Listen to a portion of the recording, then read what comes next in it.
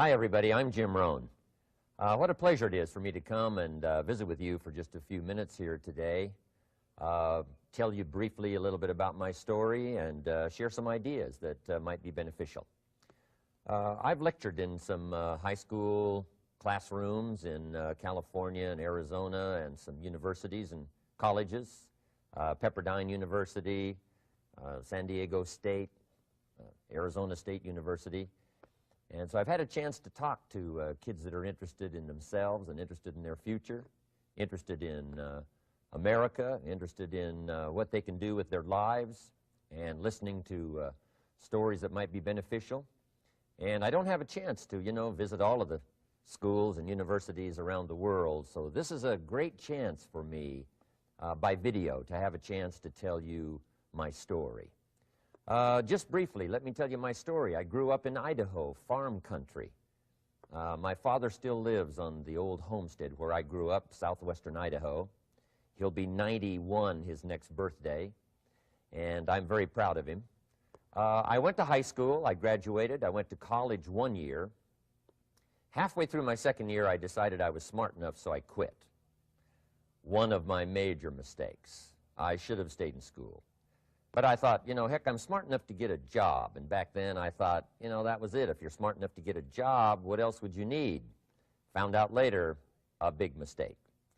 But anyway, I quit school at age 19, went to work. A little while later, persuaded a beautiful young lady to marry me with a lot of fancy promises. And fortunately for me, we got married. A little while later, I started my family. And I'm out there working hard, doing the best I thought I could. But year by year, I kept falling a little further behind, buying a little more than I could conveniently pay for on time. And the creditors are finally starting to call saying, hey, you told us the check was in the mail. I'm not feeling at all good about that. About age 25, I've got pennies in my pocket, I've got nothing in the bank, and way behind on my big mouth promises to my family, and wondering what could I do to make my life better. I was willing to work hard. That was not my problem. But I just wasn't making the progress I wanted to make. And then good fortune came my way. Sometimes it's difficult to describe good fortune, why something remarkable happens to you at a particular time. One of my friends says, well, hey, things don't just happen. Things happen just. And maybe that's it, I don't know. But my good fortune was I had a chance to meet a very wealthy man. His name was Mr. Schoaf, Mr. Earl Schoaf. A friend of mine had gone to work for him, and he started telling me about this man. He said, you got to meet this man. He's rich, but he's easy to talk to. And he's got a remarkable philosophy of life. And he kept going on, and I thought, well, I've got to meet this man. So shortly after that, I had a chance to meet this Mr. Schoaf, and I was impressed. He was rich. He was easy to talk to. Within a few minutes, I was dazzled. And I said to myself, I would give anything if I could be like that, rich and easy to talk to. What would it take? And then I thought, if I could just get around somebody like him, and if he would teach me and coach me, I would do it all. And that was my good fortune. A few months later, this wealthy man, Mr. Schoaf, hired me and gave me a job, and I went to work for him, and I spent the next 5 years in his employ. And then, unfortunately, at age 49, he died. But I got to spend 5 years with this remarkable man, his last 5 years of his life, and the first 5 years of my new life. And my dream came true during that 5-year period. This man took the time to teach me and coach me. He taught me the books to read. He taught me the disciplines, and he taught me the skills.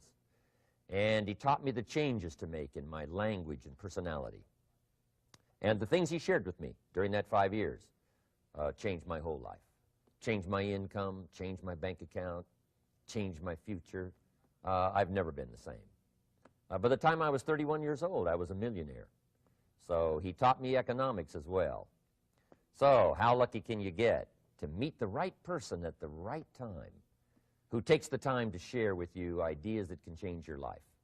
A lot of rich people, right, don't take the time, but he did, and he also had the ability. Some people want to share their experiences, but they don't quite know how to say it. But he had it all, and he used language that I could understand, and those ideas greatly affected my life. I wish he was still alive today. If he was, I'd be calling him today one more time, thanking him for the time he spent with me sharing his life and his experiences that so dramatically affected my life. Then, how I really came to be invited to speak to you today. 30-plus years ago, I was living in Beverly Hills, California. And a friend of mine one day said, "Jim, you've got to come and tell your story to my service club." He belonged to the Rotary Club. And he said, "I know your story. Idaho farm boy makes it to Beverly Hills." But he said, "I know my club members would love to hear your story. Would you come and at our breakfast meeting and tell your story?" And I said, "Okay." So I arranged a little talk, went and shared my story that morning, and guess what? They liked it. And my phone rang. Another club called and said, "Would you come and tell us that story?" My phone rings. Another club calls, said, "We've heard about your story. We have a luncheon meeting. Would you come share your story?" First thing I know, I'm spending a little piece of my time giving these breakfast talks and luncheon talks. And then one day, a man who heard my talk about 3 times said, "Would you come and talk to my management and salespeople?" He said, "I've got this little company going, and he said, if you would spend some time talking with my management and salespeople, I'd be happy to pay you." And I thought, wow, wouldn't that be something? Tell my story and my experiences and get paid? He said, "I'd be happy to." Little did I know, that was the beginning of a whole new, brand new adventure for me in sharing my story in speeches and talks and seminars and lectures. And now this business, it's become one of my most flourishing enterprises, takes me around the world. I went to many countries just this year, had my largest audience early this year in Spain, 12,000 people, 10 different languages being translated at the same time, the whole audience with the earphones on. It's interesting when you lecture with multi-languages. You know, when you hit the punchline, you know, the Spanish laugh first, and then the French get it, and then finally the Italians get it, and last the Germans finally get it. And then I say, "Hey, the Germans finally got it. I guess we can continue." You know, some languages take longer to translate than other languages. But what an exciting adventure for me. I was in Israel this year. I lectured in France, my first trip to Prague, Czechoslovakia, Lisbon, Portugal. Last year I was in London lecturing. Happened to be there the same night Pavarotti was singing in London. So, a big dilemma for the people in London. Shall we go see Jim Rohn, or shall we go listen to Pavarotti? Well, I must admit he had more people than I did, like 150,000 more. He did a free concert in Hyde Park, and they expected 250,000, but only 150,000 showed up because it rained. And they all got soaked from Prince Charles on down, but they sat in the rain and listened to Pavarotti. I would have been happy that evening, right, to cancel my seminar and go sit in the rain and listen to Pavarotti. Anyway, he and I have agreed now not to appear in the same city on the same day anymore. Not really, but how exciting for me to be able to travel all around the world and share my story. And then especially to have this chance today to come and visit with you. And when I get a chance to speak at a high school class or a university class, I'm always excited about it. I'm limited in time, so I wanted to use this way to come and share my story with you and some ideas that might be helpful in your career for the future, in your now busy life as a student, and then wherever you find yourself in the years to come. Some of the things I'm going to share with you, I want you to remember for a long, long time, because the ideas I want to translate for you drastically affected my life. And if I can share now and affect your life, and you write me a letter or tell me in person someday, "Mr. Rohn, I listened to your video and I watched it carefully, and sure enough, some of the ideas that you shared greatly affected me, and here's what's happened to my bank account, here's what happened to me in school, here's what's happening to my future," that'll give me great, great satisfaction. So the man who shared with me ideas that changed my life, I want to share with you 3 of those basic subjects. When I met him, I was 25 years old, and when I first got acquainted with him, I used a lot of excuses as to why I wasn't doing well. And he said, well, tell me a little bit about your story. And I told him, you know, I was behind on my bills, had pennies in my pocket, and nothing in the bank, that I was embarrassed about being behind on my big mouth promises to my family. And then he gave me one little simple phrase that really forever changed my life. And here's what he said: Mr. Rohn, if you want the future to change for you, you've got to change. And he said, if you don't change, the next 6 years of your life is going to be just like the last 6. You'll still be behind on your bills. You'll still be behind on your promises. But then he gave it to me in the form of a promise. When I was 25 years old, I've remembered it all these years, and I've shared this promise now with probably over 3 million people in the last 30-plus years. And it's going to be valid for you, so listen carefully to this promise. My teacher said to me, young man, if you will change, everything will change for you. If you will get better, everything will get better for you. What a clear message that was for me. He said, if you'll change your philosophy, if you'll change your habits, if you'll refine your thinking, if you'll change and accept some new disciplines, if you'll turn the corner where you've been in the past, go for a new life for the future, he said, all kinds of remarkable things will happen for you if you will change. Before I met Mr. Schoaf, I used to cross my fingers and say, I sure hope things will change. I was hoping the government would change and the tax structure would change and that my boss would change and pay me more money. I was hoping that, you know, economics would change and prices would come down, and I was hoping that circumstances would get better. And then I discovered from my teacher that those things are going to continue the same. In fact, all of those things that happen to us is kind of like the wind that blows. And the wind blows on us all. In fact, in America especially, the last 6,500 years of recorded history, we've got probably the most favorable wind that's ever blown. Economics and circumstances, living in a free country, democracy and freedom, an excellent economy. Sure, we struggle at times, but compared to the rest of the world in the last 6,500 years, we've got the best wind ever. But if you just let the wind blow, I'm telling you, it won't take you where you want to go. All of us must use this wind to take us to the dreams we've got, to the equities we want, to the money we want, to the income we want, and to all the things we want our life to have. This is where we want to go, and we've got a good wind, but we must not leave our future just to the wind, just to the economy, just to the structure of the way things are happening today. Here's what we must learn to do, and that is set a good sail. And if you'll learn to set a good sail, and that's what my teacher taught me in those early days. He said, Mr. Rohn, the wind is going to blow however it's going to blow. Politics are going to be politics, and the economy is going to be the economy. And however it turns out, that's the way it's going to be. What you must learn to do is not to wish for a better wind. That's naive. The key is to wish for the wisdom and the skills and the learning so that you can set a better sail. And so that's what I did at age 25. I went to work not on the economy. I went to work not on the community. I didn't go to work to try to change the government. I didn't go to work to try to change my boss or the company. I didn't go to work to try to change circumstances. I went to work to try to change myself. And I picked up that promise my teacher shared with me, that if I would change, my income would change. If I would change, my bank account would change. If I would change, my future would change. And sure enough, his promise came true for me. The first 6 years of my economic life, I wound up broke. Those pennies in my pocket, nothing in the bank, behind on my promises. The second 6 years of my economic life, I wound up rich.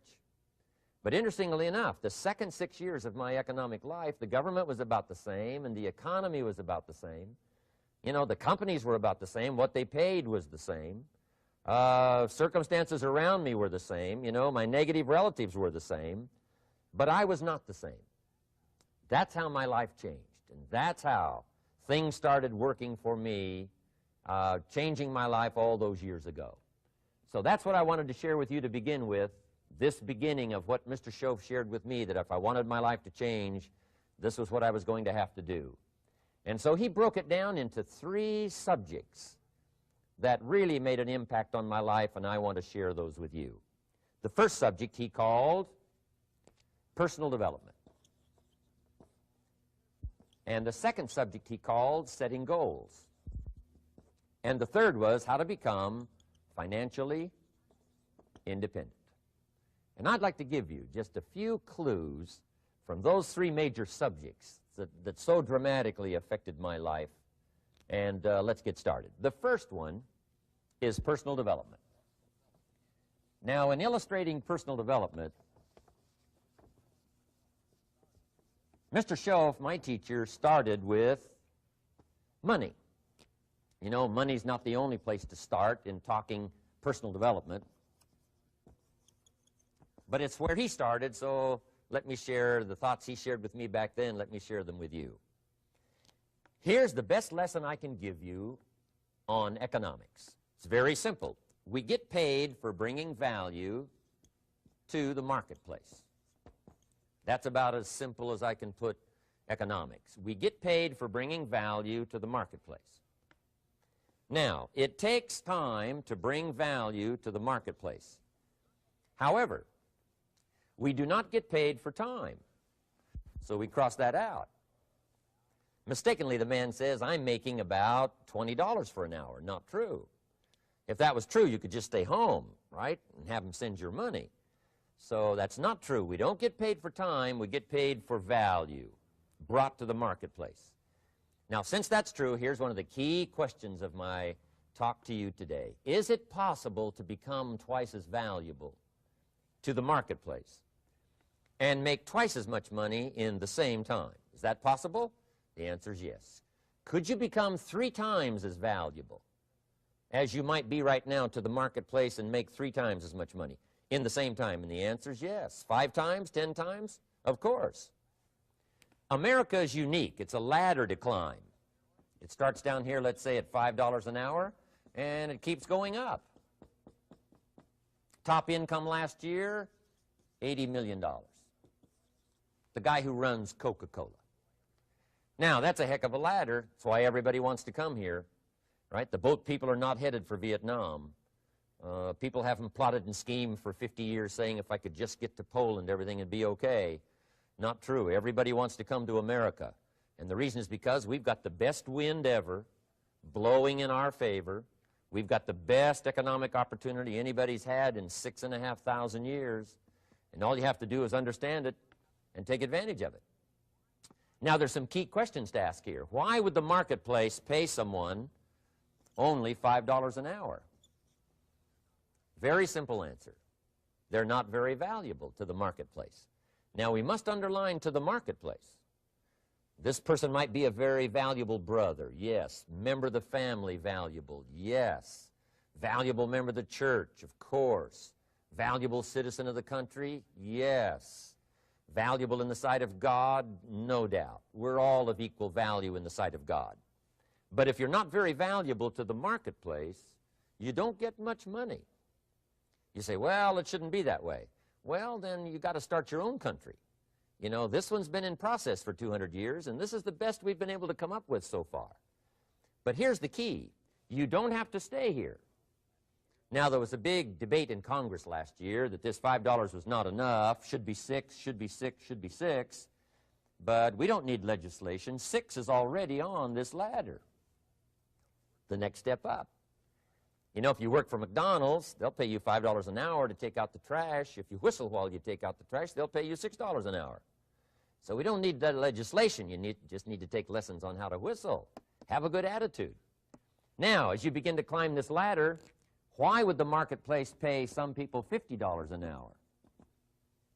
Answer, evidently, they must be more valuable to the marketplace. 10 times more valuable. And is that possible for someone to be 10 times more valuable and earn $50 an hour instead of 5? And the answer is yes. That's what America is all about. Now, why would the marketplace pay some people $500 an hour? Evidently, this person must be much more valuable to the marketplace. That's what's important to understand, to the marketplace. And would the marketplace pay one person $80 million for 1 year's work? And the answer is, of course. If you helped a company make $1 billion, would they pay you $80 million? I'm telling you, it is possible. And that's why America is so exciting. That's why this financial ladder is so exciting. It's possible for all of this to come true for all of you, no matter where you start. As a student in school, just getting started out there in the workplace, this is all possible for you. Now, Mr. Schoaf gave me the clue on how to climb this ladder as high as I wanted to climb. Now, we're talking primarily economics here. There's a lot of other ways to become valuable to your family, valuable to your friends, valuable to the community, valuable to the team, right? Valuable to the team effort, valuable to the concert. But here's what he said to me. In climbing this ladder economically, all you have to do is work harder on yourself than you do on your job. Once I heard that, it made sense to me.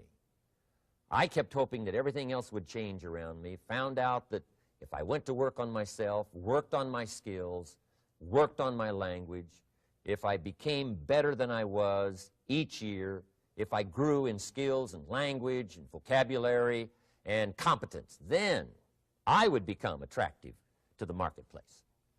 Not very long ago, a company called me and said, Mr. Rohn, we're expanding internationally. We'd like to have a bit of your expertise to help us. Would you give us a bit of your time? We'll add some millions to your fortune. And I said, okay. And I thought later, isn't that interesting? They would call me. Then my second thought was, of course they'd call me. Who else would they call? I can get the job done. Now, what a contrast for me, farm boy from Idaho, raised in obscurity, parents of modest means, broke when I was 25. How come I would get a telephone call and someone offer me a lot of money to help them in expanding around the world? Simple answer, evidently. Something happened to me between age 25 and where I am today. And I can tell you where it all started. From my teacher, Mr. Schoaf, who said to me, we don't have to change what's going on out there. That's the wind that's blowing. All we have to do is change what's going on in here. And now there's several ways to do that on personal development. And let me give you those ways. Here's the first one. We must learn from personal experience. Pretty simple. Learn from what happens to you. Take a look back over the last few months. Did you make some mistakes? How could you correct those for the future? Take a look back over the last year. Have you done it right or done it wrong? Let's correct it for the next year. Learn from your personal experience. Mr. Schoaf asked me when I first met him, he said, Mr. Rohn, how are you doing? You've been out there now 6 years. And I said, I'm not doing very well. He said, I suggest you not do that anymore. What a simple, swift analysis to my situation. He said, if you keep doing it, the next 6 years will be like the last 6. You don't want that to happen. Let's make the changes. So learn from your personal experience. Now, here's number 2, why I came to share this video experience with you today. And that, I call it OPE, other people's experiences. That's me, other people. That's your teacher, other people. That's your friends and colleagues, other people. The people you meet that can pass along to you their experiences, what's happened to them, the mistakes they made, how they corrected them, how they changed their health and changed their bank account and changed their income and changed their future. That's it, other people. Now, there's 2 kinds of people to learn from. One is failures. It's too bad failures don't give seminars, right? That would be valuable. Bring your notebook, have them tell you how they lost it all and threw it all away, threw their health away and threw their friendships away and things didn't work out well. That would be valuable. But now then we must also learn from positive, people that have done well. They've got the health, and so we ask them, how did you become so healthy? They've got the skills, so we ask them, how did you become this skillful? They've got the income, so we ask them, how did you get here in such a short period of time? So now here's what's important in personal development. In learning from other people, we learn, number 1, by observation. We learn what we see. We watch people that are successful in what they do. In sports, we watch their disciplines. In business, we watch their disciplines. By observation, what we can see, The reason I created this video is something that you could see someone's experiences translated for you. Second, we learn by what we hear. I've got some of my lectures on cassette tapes, so you know you can take them with you wherever you go and learn by listening. Turn your car into a mobile classroom and listen. And then listen to the sermon on Sunday morning. Listen to the lectures. Listen to the teacher. Listen to someone who's got something good to say. And then number 3 is vitally important on personal development, and that is read all the books you can possibly read in your lifetime. Mr. Schoaf got me started on my library. I've got one of the better libraries. Haven't read everything in it, but I feel smarter just walking in it, my library. At least I was smart enough to buy it. Now I got to be smart enough to read it. And then, of course, I got to be smart enough to decide what's valuable and then do it. But this one is very important. Become a good reader. Some books that helped change my life. Mr. Schoaf recommended, of course, the Bible. And my parents made sure I was a pretty good scholar by the time I was 18. That's been so beneficial for me, drawing from those illustrations, reading about those stories, people who made it and people who didn't make it, and what the difference was. And then other books that helped to really change my life. One called Think and Grow Rich by Napoleon Hill. And then a book that helped me become financially independent by the time I was 31. And that book is called The Richest Man in Babylon by George Clayson. And I'm going to share a little bit of that book with you when I get to financial independence today, our 3rd subject. But I started reading the books, attending the classes, making sure that I got in front of people that had something good to say. And then I started keeping a journal. One of the major things my teacher taught me was to keep a journal. He said, don't trust your memory. If you hear something good, just make a little note and write it down. Now, at first I took, notes on pieces of paper and torn off corners and backs of old envelopes. And it didn't serve me well, thrown in a drawer. Then I learned to keep a journal, a bound copy of all my notes. So I would suggest you do the same. Things that impress you, a poem that impresses you. When you attend a class, some of the ideas that impressed you, jot them down. You read something in a magazine, right? Some ideas. Take those out, put them in your journal. Keep a good journal the rest of your life. This will serve you well. My journals make up a significant portion of my own library. And if you saw my library and saw my journals, I tell you what you'd have to say. This is the library, and these are the journals of a very serious student. No wonder Mr. Rohn is invited to lecture and speak on his experiences around the world. So I want the same thing to happen to you. Value captured that you can resort to later, go back over it and review it, and let it become valuable to you. So that's my first subject, personal development. Work harder on yourself than you do on your job. Develop the skills. Learn the lessons. Take the classes. Absorb all that is being taught to you these days. And then later on, of course, you can sort it out, what's valuable to you and how to refine it for your business and for your life and for your future. But the main thing is to get it and start this process of personal change, personal development. And let me say it one more time. If you will change, everything will change for you. You'll never be the same. You'll keep growing. As you look back on a few months, look back on a few years, you won't believe the progress you can make economically, your relationship with your family, your friends, and whether you're in sports or economics or whatever. I'm telling you, that whole process of committing yourself for personal change, personal value, can really make your life unique and worthwhile. Now let's cover the 2nd subject, on setting goals.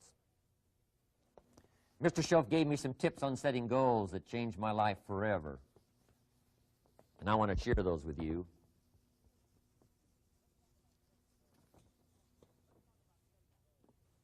So let's talk about setting goals, and I also want to tie it to personal development, and you'll see how I'm going to do it as I progress here. Setting goals. We need to take a look into the future. There are 4 things to consider in terms of attitude. One is how you feel about the past. Best advice I can give you on that is treat the past as a school. Let it teach you the mistakes you've made, the things that went wrong, the things that didn't work. Don't use the past as a burden to carry, and don't use the past as a club to beat yourself to death. past losses, past failures, past mistakes. But let the past be a school. Tough school maybe. We've all been through some tough stuff. So if you feel good about the past, draw from it for experience and let it teach you. Then next is how you feel about the future. We've got to have the future well designed. The future is called the promise. And here's what we teach in our leadership series. The promise of the future can be an awesome force for your own future. The promise of the future, designing the future. There's two ways to face the future. One is with apprehension, and the other is with anticipation. I promise you, in my travels around the world, most people face the future with apprehension. And here's why. They don't have it well designed. They've sort of left that up to someone else to fix. But here's the best way to face the future, with anticipation. And you can face the future with anticipation if the future is clear, if the future is well designed. And I would like to have you consider some thoughts with me that help me to really change my future by giving it some thought and some consideration. And here it is. In setting goals, it's very simple. Number one, decide what you want. You just take a little time. You sit down and say, what do I want? What kind of skills do I want? What kind of income do I want for the future? What would I like? Where would I like to go? Places I'd like to visit. Habits I'd like to acquire. Skills I'd like to have. You just take a little time to think about what you want. Economics, friendships, people you'd like to meet, places you'd like to go. You just take some time. And then I suggest, when you've thought about what you want for the future, make a list. Just jot it all down. It's really a very simple process. And then here's number three. Keep all the old lists. I'm telling you, this served me so well, keeping my old list of goals. I look back now 10, 20 years ago at goals I set, lists I made, and I smile now because here's what I thought was so important, 20 years ago. Now some of those things aren't even on my list. I've got a new list. I've grown. I've changed. I've matured. But I give you that advice. Decide what you want. Number two, write it down. Number three, keep the old lists. And then here's number four. When you get something that's on one of these lists, check it off. Part of the fun of having a list is checking it off. And then if you can add some drama to checking it off, see, that's what really helps. I set a goal to go to Spain many, many years ago. And when I finally made my first trip to Spain, I had that journal with me that had that list in it. And while I had my journal on my lap, waiting for the wheels to touch down in Madrid, I waited until the wheels touched the runway, and I checked it off, just adding a little drama. So part of the fun of having a list is checking it off. Now, here's what's important about the lists and designing your future. If the future gets clear, the price gets easier. Because you got to remember, for every promise, there's a price to pay. Everybody's got to pay the price. Everybody's got to do the deal. Everybody's got to do the disciplines. Everybody has to pay. But here's what I've discovered. If the promise is clear and powerful, the price is easy to pay. The price is some classes. The price is a few books. The price is a few disciplines. The price is finding something that'll make your life better, make you grow, make you change, make you develop. So the first part of the key is to design the promise. Then, what is the price to pay? I'm telling you, the price will be easy. Anybody in my audience can pay it, no matter where you are, where you come from. Color doesn't matter, religion doesn't matter, where you grew up doesn't matter, circumstances don't matter. I'm telling you, if you'll make the promise of the future clear for yourself, the things you want, the places you want to go, the things you want to have, the person you want to become, the skills you want, the homes you want, the future you want, the friends you want, all of the values of life that you could possibly want. If you'll make that clear, make those lists, and be serious about it, I promise you it's an easy price to pay. Anybody can pay it. And the best advice I can give you is, if I can do it, you can do it. Farm boy from Idaho, raised in obscurity, I changed my life, turned it upside down, turned it all around, found economics, found future, found promise, and if I can do it, you can do it. So, start setting your goals and see if you can't get a better excitement going for the things you want to accomplish for the future. Now here's my third subject, and that's called financial independence. Oh, by the way, before I get to financial independence, let me cover one more point. One of the major reasons for setting goals is for what they make of you in achieving them. My teacher advised me when I first got started at age 25, he said, Jim, why don't you set a goal to become a millionaire? He said, it's got a nice ring to it, you know, enough zeros to impress your accountant. And he said, I'm here to help you. You're only 25 years old. You've been to 1 year of college. You've got a beautiful family, every reason to do it. Why don't you set a goal to become a millionaire? And he said, here's why. And I thought, he doesn't need to teach me why. Wouldn't it be nice to have $1 million?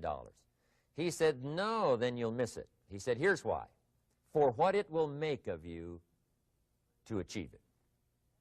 I'm telling you, that statement changed my life. Set the kind of goals that will make something of you to achieve them. He said, now, once you become a millionaire, what's important is not the money. I thought, that's kind of strange teaching. He said, honest, it isn't important. He said, you could just give the money away. Now, I did better than that. I lost it all. By the time I was 31, I was a millionaire. By the time I was 33, I was broke. And I'll tell you a little bit about that story later. But when I lost all my money, guess what? I found out Mr. Schoaf was right. What was valuable was not the money. What was valuable was what I became to earn the money. The skills I had, the knowledge I had about the marketplace, the values that I had going for me. They were more valuable than the money. And here's an important statement to remember. It's not what you get that makes you valuable. It's what you become. So part of the key here is to set the kind of goals that will make something of you. Don't set them too low so that you don't have to grow and you don't have to read and you don't have to try and you don't have to stretch. Don't set them too low. And then don't sell out. Don't go for something that's going to cost you your virtue or cost you your values or sell out your principles. There's a good middle road here to follow. Goals that will inspire, goals that will help you grow, change, develop, and become better than you are. Okay. Now let's talk about financial independence. How to become rich by 40, 35 if you're extra bright, much sooner if you find an opportunity like I did. Let me show you how I did it. Financial independence. First of all, I like the phrase financial independence. Some people are a little bit concerned about using the word becoming rich or becoming wealthy, and I can understand that. I struggled a little bit with this. Is it okay to go for becoming rich, go for becoming wealthy? And maybe that's a bit too strong a word or strong a term. So here's what I've come up with that I think is comfortable for me, and that is how to become financially independent. I think it's every person's heritage here, especially in America, to become financially independent. Now, let me give you my definition of financial independence. Financial independence is the ability to live from the income of your own personal resources. Financial independence. Now, it depends on how you want to live.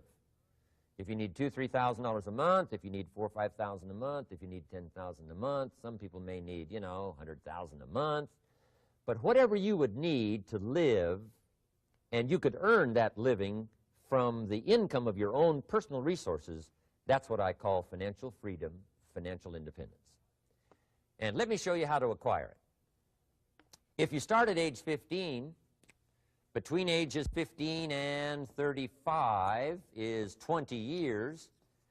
And in my personal opinion, based on my own studies and my own experience, 20 years, in my opinion, is enough time to become financially independent. If you're not, you don't live in the wrong country. Probably what's happened is you have the wrong plan. And it's easy to be a nice person with the wrong plan. I found that when I was 25 years old. I was broke at age 25, and I was a nice guy. You would have liked me. But I'm telling you, my plans up until then, especially my financial plan, left me broke. I totally changed it the next 6 years, and I became financially independent. So I know what I'm talking about. It is possible in a reasonable amount of time, 15 to 35, whatever, 20 years' time, enough time. You can do it in a much shorter period of time, like I did if you want to. But this is a reasonable enough time. But here's number one. First of all, you got to have the right philosophy. Philosophy is our ability to gather knowledge and sort through it and decide what's valuable. To develop a philosophy about life, a philosophy about our health, a philosophy about our family relationships, a philosophy about economics. And if you develop the right philosophy, that's what helps to set this sail so that in 6 years it takes you where you want to go instead of winding up like I did that first 6 years of my economics, broke, no money, empty bank account. The right philosophy. Now let me give you a couple of philosophies to consider. Here's the first one. It's called the philosophy of the poor. And here it is.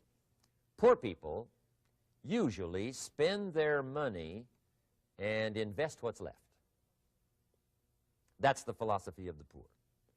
Now here's the philosophy of the rich. Rich people invest their money and spend what's left. And here's the startling answer.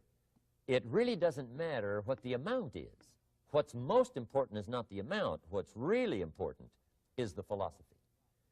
So I would ask you to adopt this philosophy of spending after you have invested. Invest first, then spend.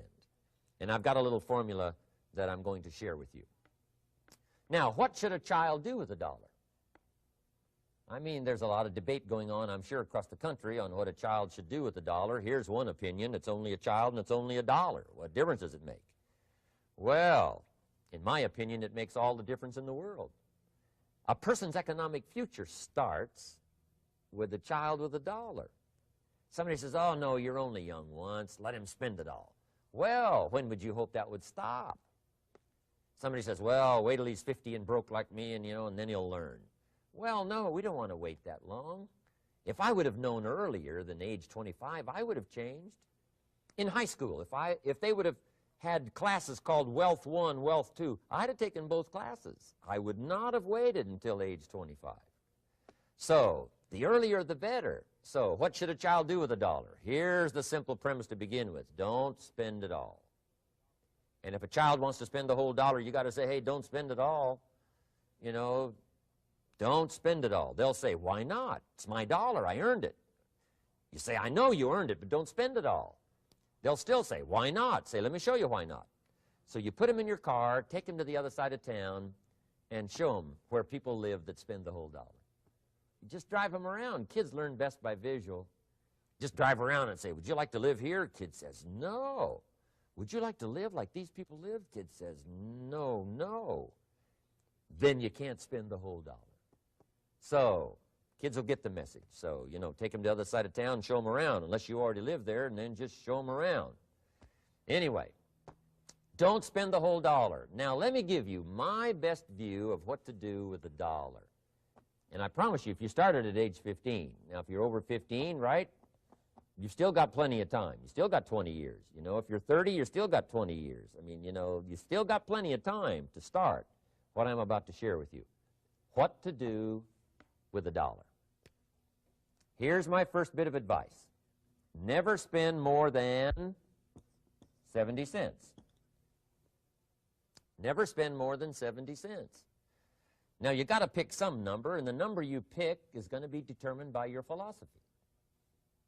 It's going to be determined by what you've been taught or your experience teaching yourself. When I first met my teacher, Mr. Schoaf, I was at about 110% of each dollar. I'm down at budget finance, hawking my furniture and my car one more time.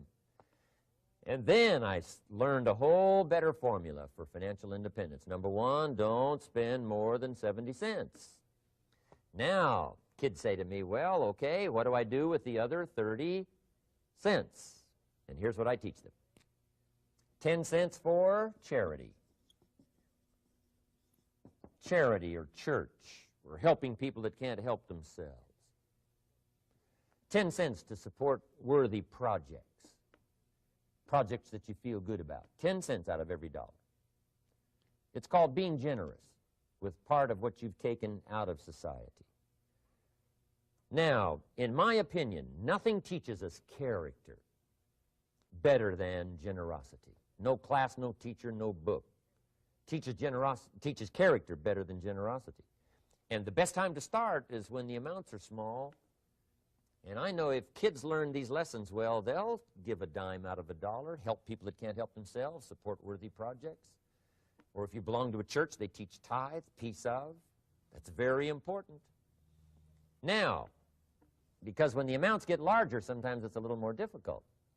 You know, giving 100,000 out of a million, someone says, oh, if I had a million, I'd give 100,000. I'm not sure. That's a lot of money. So the time to start is when the amounts are small, 10 cents out of the dollar. Okay, next 10 cents I call active capital. Active capital means do something to make a profit. Active capital. Set aside a portion of your income. Wages are okay, but I'm telling you, wages will make you a living. Profits will make you a fortune. So set aside part of your income as capital, called active capital. Any kind of project you can possibly think of, you can possibly come up with. I'm going to write a new book, I think, for kids. I think the title is going to be, Of Course Kids Should Pay Taxes. It's kind of an interesting title. In California, kids do pay taxes. When a child walks into 7-Eleven, buys something that costs $1, the proprietor says, give me 7 more pennies. And the child says, hey, what's these 7 pennies for? And the proprietor says, that's the taxes. Kid says, well, hey, I'm only 8 years old. Proprietor says, congratulations, you're my youngest taxpayer. Give me the money. So in California, where I live, kids do pay taxes. Big question is, should they? And my book will answer that question. Of course, kids should pay taxes. Nothing is for free. If you want to ride your bicycle on the sidewalk instead of in the mud, you got to pay the 7 pennies. Nothing is free, so we all have to pay. So, 10 cents out of your living, out of the money you earn, set aside for capital. Capital to try your best to show a profit. And in my book, it's going to be all kinds of ways kids can make money, right? 2 bicycles, one to ride and one to rent. I mean, you know, it doesn't take long to figure out some enterprise that'll start making a profit. Then you must jot this down if you're taking notes. Profits are better than wages. 1, you can't usually start wages until you're about 16, 15, 16, but you can make a profit long before you're eligible to start earning wages. And then there's no limit to profits, and they can double and triple and quadruple. You know, there's no limit. It's incredible how fast profits can grow. So profits are better than wages. Wages make you a living. Profits make you a fortune. Now, the third 10 cents is vitally important. I call it passive capital. Capital you let somebody else use. A financial institution, stocks and bonds, mutual funds, whatever. Let someone else use it. You furnish the money. They use it to make a profit, but they pay you for the use of it, called interest. And here's one of the things that will make you financially independent fairly quickly, and that's called compound interest. And this is how you get it. Letting someone else use a portion of your money, your substance. They show the profit. They pay you interest.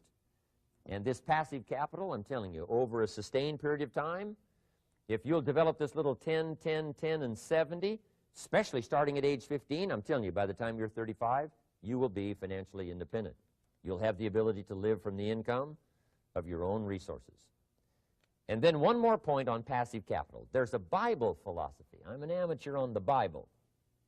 But there's a Bible philosophy that teaches the borrower is servant to the lender. And if you want to be in a powerful position as you grow older, finally when you become mature, maybe have your own business, things have worked out for you for the future, the position you always want to be in is the power position, and that's called the lender. The lender is the power position. So if kids learn early enough, and then you ask them what they'd like to be when they grow up, I'm telling you, once they understand, they'll say, well, one of the things I want to be is one of those lenders. That's the power position, not the spender.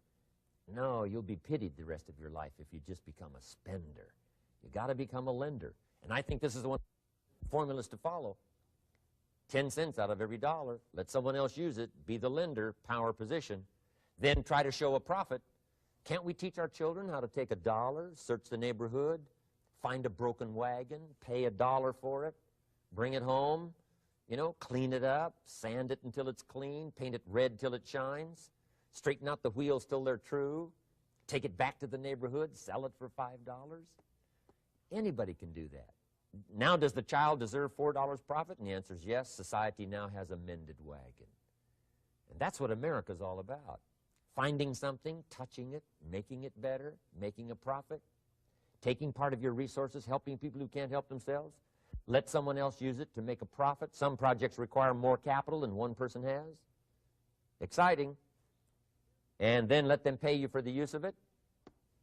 America's had this philosophy now all these years. Communism has taught all these years capital belongs in the hands of the state, not in the hands of the people. We've been teaching all these years capital belongs in the hands of the people, not in the hands of the state. And we turned out to be right.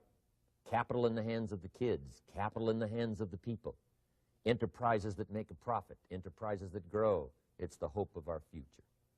So that little simple formula, I hope, will help you. Now, one more key on financial independence, and that is attitude. Attitude. Here's number one.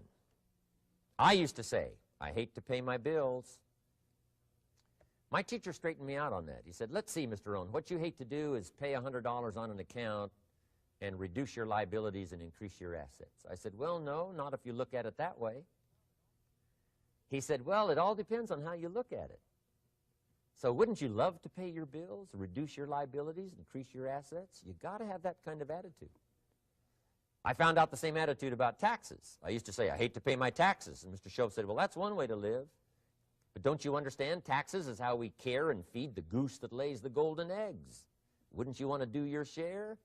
Someone says, yes, but the goose eats too much. Probably true. But hey, we all eat too much. We all need to go on a diet. Better a fat goose than no goose. So I finally became a happy taxpayer. Now, I think taxes are too high, so I'm working to get taxes lowered for our economic future. But then whatever they turn out to be, I gladly pay and do my part, because that's what makes the whole system run, each of us doing our part. Now, I want these three subjects to be valuable for you. I want them to have meaning for you. I want you someday to be financially independent. I want you to have the personal development so that you feel good about yourself. If I had a chance to meet you someday, I'd like to have you show me the list of goals that you got started and say, Mr. Rohn, here's some I've already checked off. Here's the books I'm reading. Here's what's happened. I'm developing the skills. I'm better this year than I was last year. I've got more self-confidence. My skills are developing. That's what I want for you, and that's why I took the time to come and share in this video message with you. I do seminars all around the world, but this is one way that I can reach out and touch you in case you can't come to my seminars wherever I am. Maybe this video will reach you somewhere, and it'll have an impact on your life.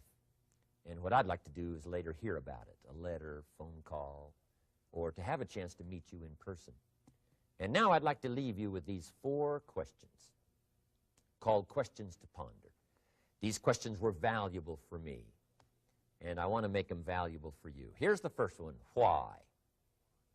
We all ask why we should work this hard, why take that many classes, why go to school that many years, you know, why take the notes, why read the books, why work that hard, why put yourself through the push-ups and the disciplines, why? Good question, why? Best answer to why, I think, is the second question.